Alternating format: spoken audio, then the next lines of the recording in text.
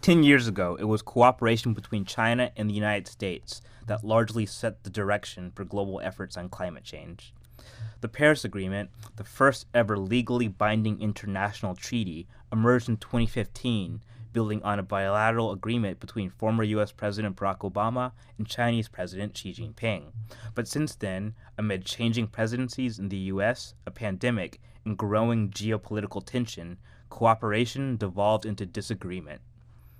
This came at a cost to tackling climate change, a critical issue where the world is already running out of time. Still, envoys from both sides saw climate as a key area of bilateral cooperation and virtually met over 30 times to formulate plans that led to Wednesday's surprise deal.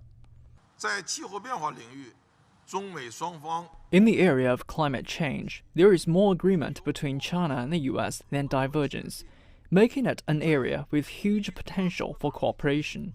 We're 2 days away from the end of the Glasgow COP, so we hope this joint declaration can make a China-US contribution to the success of COP26.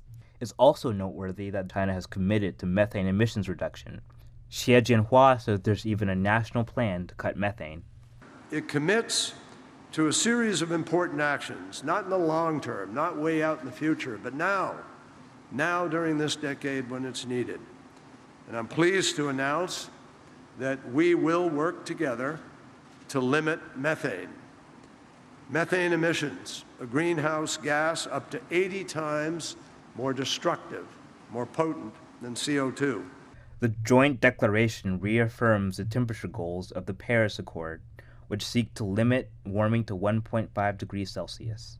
China and the U.S. have also agreed to improve policies on efficient balancing of electricity supply and demand.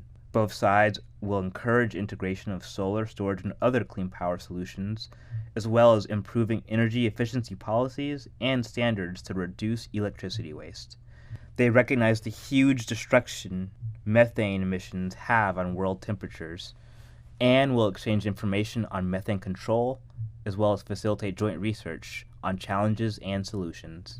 UN Secretary General Antonio Guterres commends the bilateral agreement, hailing it as an important step in the right direction. The European Commission says it gives incentive for other countries to take concrete action against climate change, which directly affects the survival of mankind.